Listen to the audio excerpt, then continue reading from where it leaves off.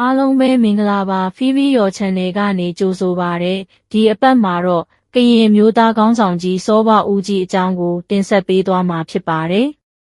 စောဘဦးကြီးဟာ1905ခုနှစ်အောက်တိုဘာလ9ရက်နေ့မှာကံကြီးတောင်းမြို့နယ်ဘဲဂရက်ကျေးရွာမှာမွေးဖွားခဲ့ပါတယ်။ဒါပေမဲ့တချို့သောမှတ်တမ်းမရာတွေမှာတော့စောဘဦးကြီးကို1903ခုနှစ်မှာမွေးတယ်လို့ရေးကြသလိုတချို့က1904ခုနှစ်ဆိုပြီးရေးကြပြန်ပါတယ်။စောဘဦးကြီးဟာကိုလိုနီခေတ်ကမြေရှင်သူထေးမျိုးရိုးဖြစ်ပြီးဖခင်မှာစောတာမြတ်ကြီးဖြစ်ပြီးတော့မိခင်ကနော်အေးနုဖြစ်ပါတယ်။စောဘဦးကြီးတို့မိသားစုဟာအေယာဝတီတိုင်းငပူရောမြို့နယ်မှာရှိတဲ့ဟိုင်းကြီးကျွန်းနေရာတော်တော်များများကိုပိုင်ဆိုင်ခဲ့တဲ့သူတွေဖြစ်ပြီးလက်ရှိအချိန်မှာတော့ဗမာလူမျိုးကြီးဝါရီစစ်အာဏာရှင်တွေကစောဘဦးကြီးမိသားစုရဲ့ပိုင်ဆိုင်မှုတွေကိုအတင်းအဓမ္မသိမ်းပိုက်ထားပါတယ်။ဒါအပြင်စောဘဦးကြီးမိသားစုပိုင်ဆိုင်ခဲ့တဲ့ဟိုင်းကြီးကျွန်းမြေနေရာတော်တော်များများကိုရေတက်စခန်းခိုင်မာတည်ဆောက်နေပြီးတက်ပိုင်မြေမကျူးကျော်ရလုပ်နေပါတယ်။စောဘဦးကြီးဟာအထက်တန်းပညာရေးကိုပသိမ်မြို့နဲ့မော်လမြိုင်မြို့တွေမှာ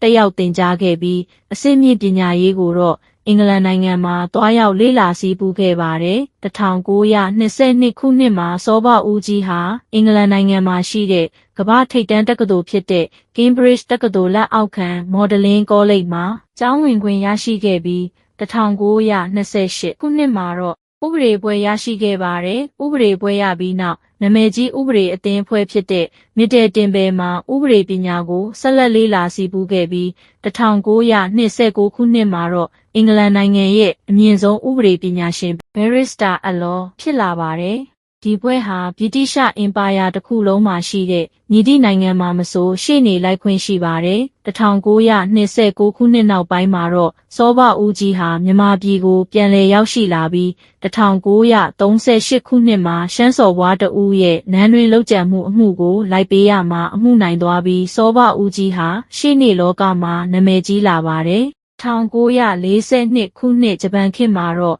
ဖက်စစ်ဂျပန်တပ်ကမွေးဖွားပေးလိုက်တဲ့ BIA ခေါ်ဗမာတပ်မတော်ဟာကိုလိုနီခေတ်မှာအစိုးရအမှုထမ်းအများဆုံးလုပ်ခဲ့တဲ့ကရင်လူမျိုးတွေကိုနေချက်အလိုတော်ရီလို့ဆွဆွဲပြီးကရင်လူမျိုးတွေကိုလူမျိုးတုံးတပ်ဖြတ်ခဲ့တဲ့အတွက်ကရင်ဗမာအရေးအခင်းဖြစ်ပွားခဲ့ပါတယ်။ဂျပန်ခေတ်ကရင်ဗမာအရေးအခင်းကြောင့်စောဘဦးကြီးရဲ့ဆွေမျိုးတွေလည်းတေဆုံးခဲ့ရသလိုဒီအရေးအခင်းဟာနောက်တစ်ချိန်မှာမြန်မာပြည်ရဲ့ပြည်တွင်းစစ်ဖြစ်ပေါ်လာဖို့အစပျိုးခဲ့တဲ့မီးစတဆလည်းဖြစ်ပါတယ်။ညီတို့ပင်ဖြစ်စေထိုခေတ်ထိုအခါကစောဘဦးကြီးအပါအဝင်ဗမာခေါင်းဆောင်ဖြစ်တဲ့ဗိုလ်ချုပ်အောင်ဆန်းတို့ဟာကရင်ဗမာအရေးအခင်းအမြန်ဆုံးရပ်တန့်သွားအောင်ကရင်ဗမာတင့်မြတ်ရေးနယ်လှည့်ဟောပြောပြီးပရိပခအမြန်ဆုံးရပ်တန့်အောင်စ조사ဆောင်ရွက်ခဲ့ကြပါတယ်။1945ခုနှစ်မှာစောဘဦးကြီးဟာကရင်ဗဟိုဖွဲ့ချုပ် KCO ရဲ့ဗဟိုကော်မတီဝင်ဖြစ်လာသလို1945ခုနှစ်မှာပြန်လည်ဖွဲ့စည်းခဲ့တဲ့ဖဆပလအစိုးရအဖွဲ့မှဝင်ကြီးဖြစ်လာခဲ့ပါတယ်။ဒါအပြင်1946ခုနှစ်ဇူလိုင်လမှာအမျိုးသားရန်သူရေးကိုအာမခံချက်ပေးနိုင်တဲ့တီးခြားကရင်ပြည်ရရှိရေးပြည်တိန်ရှအစိုးရ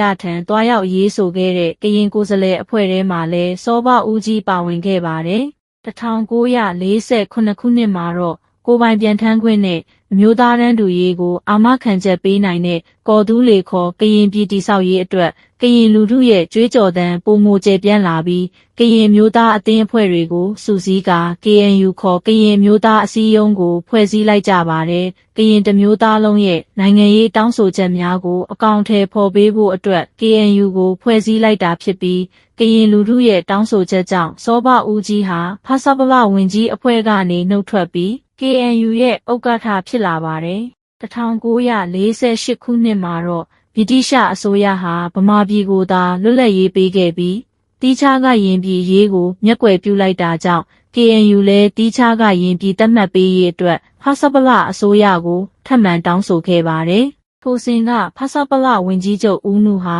KNU ရဲ့တောင်းဆိုချက်ကိုငြင်းပယ်လိုက်ပြီး KNU ရဲ့လက်နက်ကင်တပ်ဖြစ်တဲ့ KNDO ကိုမတရားအသင်းဖြစ်ကြေညာတဲ့အပြင် KNDO ဌာနချုပ်အင်းစိန်ကိုဝင်စီးလိုက်တာကြောင့်1949ခုနှစ်မှာကရင်လက်နက်ကင်တော်လှန်ရေးစတင်လိုက်ရပါတော့တယ်။ကရင်တော်လှန်ရေးအစပိုင်းမှာမြို့ပေါင်းများစွာကိုသိမ်းပိုက်ရရှိခဲ့ပြီး1949ခုနှစ်ဇူလိုင်လ14ရက်နေ့မှာကော်တူးလေအစိုးရ KGB ကိုဖွဲ့စည်းနိုင်ခဲ့ပြီးစောဘဦးကြီးကိုကော်တူးလေနိုင်ငံရဲ့ဝင်ကြီးချုပ်အဖြစ်ခန့်အပ်ခဲ့ပါတယ်။ စောဘဦးကြီးလည်းသူ့ရဲ့ကြော်ကြားတဲ့မူလေးရဲ့ဖြစ်တဲ့1လက်နက်ချစကားအလေးမပြောရနှင့်ကရင်လက်နက်ကရင်လက်ထဲတွင်ရှိရမည်3ကရင်ကံကြမ္မာကရင်ဖန်တီးရမည်4ကရင်ပြည်ကိုအတိအမှတ်ပြုခြင်းပြည့်စုံရမည်ဆိုတဲ့မူလေးရက်ကိုမော်ကြီးဒေသမှာရှိတဲ့ကော်တူးလေအတန်လွှင့်ယုံကနေတဆင့်ထုတ်လွှင့်ခဲ့ပါတယ်1949ခုနှစ်ကော်တူးလေနိုင်ငံထူထောင်ကြောင်းကြေညာမှုမှာပါကစ္စတန်နဲ့အိန္ဒိယနိုင်ငံကကိုယ်စားလှယ်တွေလာရောက်လေ့လာဖို့ပြင်ဆင်ခဲ့ကြပေမဲ့အချိန်တိုအတွင်းမှာပဲကရင်တော်လှန်ရေးအခြေအနေဟာပြောင်းလဲသွားပြီးသိမ်းပိုက်ရရှိထားတဲ့နယ်မြေတော်တော်များများပြန်လည်လက်လွတ်လိုက်ရတာကြောင့်နိုင်ငံတကာရဲ့အတိအမှတ်ပြုမှုလျော့နည်းလာခဲ့ပါတယ်1950ခုနှစ်ဩဂုတ်လ12ရက်နေ့မှာတော့ကော့ကရိတ်ဘက်ကိုစီယုံရေးစင်းနဲ့စောဘဦးကြီးနဲ့ကရင်တော်လှန်ရေးခေါင်းဆောင်တွေဟာကရင်လူမျိုးတစ္ဆာဖောက်တဦးရဲ့သတင်းပေးမှုကြောင့်မြန်မာစစ်တပ်ရဲ့ချောင်းမြောင်လုတ်ကြံတပ်ဖြတ်ခြင်းကိုခံလိုက်ရပါတယ်။စောဘဦးကြီးလုတ်ကြံတပ်ဖြတ်ခံရတဲ့နေရာဟာယခုမင်းအောင်လှိုင်စစ်တပ်နဲ့ပူးပေါင်းနေတဲ့ကရင်ငြိမ်းချမ်းရေးကောင်စီ KNU KNLA PC အခြေစိုက်တဲ့ကော့ကရိတ်မြို့နယ်ထုတ်ကောကိုရွာဖြစ်ပါတယ်။မြန်မာစစ်တပ်ဟာစောဘဦးကြီးရဲ့ရုပ်အလောင်းကိုမော်လမြိုင်မြို့ထဲပို့ဆောင်လိုက်ပြီးလုံးဝဖျောက်ဖျက်လိုက်တာဖြစ်ပါတယ်။စောဘဦးကြီးရဲ့ရုပ်ခန္ဓာရှိနေရင်ကရင်တော်လှန်ရေးရဲ့ဝိညာဉ်ရှင်သန်နေမှာကိုစိုးရိမ်တဲ့အတွက်မဟာဗမာလူမျိုးကြီးဝါဒီစစ်အာဏာရှင်တွေဟာ